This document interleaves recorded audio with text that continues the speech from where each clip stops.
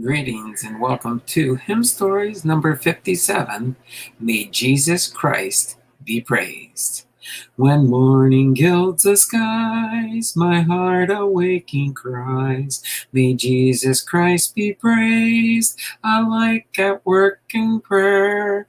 To Jesus I repair, May Jesus Christ be praised. To Jesus I repair, may Jesus Christ be praised.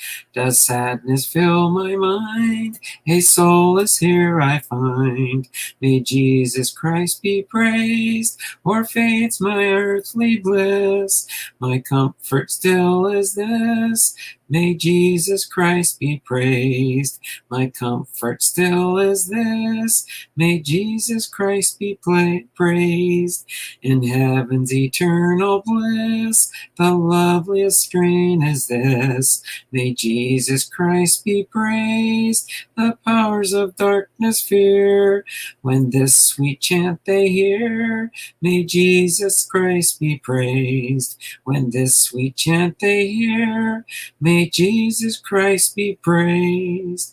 This life is mine, my canticle divine, may Jesus Christ be praised, be this the eternal song, through all the ages long, may Jesus Christ be praised, through all the ages long, may Jesus Christ be praised.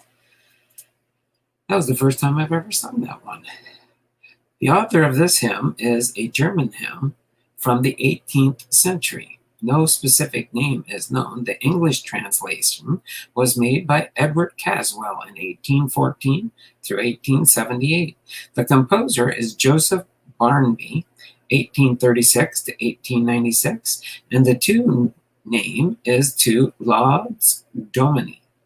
The meter reading is 666 doubled. The scripture reference reading for this hymn is Psalm 34, verse 1. I will bless the Lord at all times. His praise shall continually be in my mouth. One of the important sources of English hymnody is the wealth of worthy hymns translated from earlier Greek, Latin, and German sources during the mid-19th century. This particular interest by many English writers in the hymns from those other cultures was largely a part of the movement of the Anglican Church known as the Oxford Movement. The rediscovery of the writings of the Middle Ages became especially important during this time. Another important emphasis of this movement was an attempt by these leaders to rejuvenate the Anglican Church by making it more high church, and to reestablish the concept of the church as the true apostolic church ordained by Christ himself. Much of this concern was a reaction to what is felt to be a looseness within the church that was caused by the evangelical influence, with its emphasis upon the individual and his need for a personal conversation experience.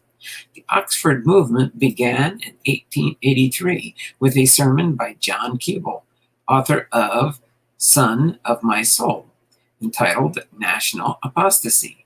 For several years, this movement tenaciously directed religious England during the time many of the leading Anglicans actually succeeded to the Roman Church in their obsession with having a more liturgical and authoritative church. One of these leaders was Edward Caswell, one of the best-known scholars and translators of the earlier writings. He was born in Edgbaston, Birmingham, England in 1814. Later he graduated from the distinguished Oxford College and was ordained by the Anglican Church at the age of 26. While at Oxford, Caswell became deeply interested and involved in the Oxford movement. After pastoring a parish church at Stratford for 7 years, he resigned that charge and with his wife traveled to Rome, where they were both received into the full communion of the Roman Church. 3 years later, his wife died, and soon he became an ordained priest in the Roman Catholic Church. From this time until his death in 1878, Caswell made it his life's mission to faithfully translate the early hymns for the services of the Catholic Church. Another well-known hymn translated from the Latin is Jesus, the very thought of thee. Nothing is known of the original writer of this text other than the fact that he was a German. The hymn first appeared in a German hymnal in 1828.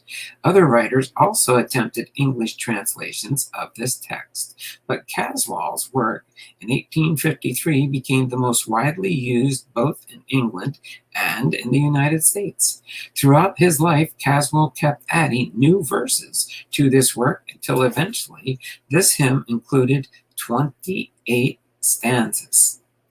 The tune, entitled Laudes Domini, Praises of the Lord, was composed for this text in 1868 by one of England's noted composers of that era, Joseph Barnby. Barnby was born August 12, 1838, in London, England. In addition to many other musical accomplishments, he edited 5 important hymnals. He was later knighted by Queen Victoria in 1892. In recognition of his many musical feats. Joseph Barnby is also the composer for the hymns Now the Day is Over and O Perfect Love.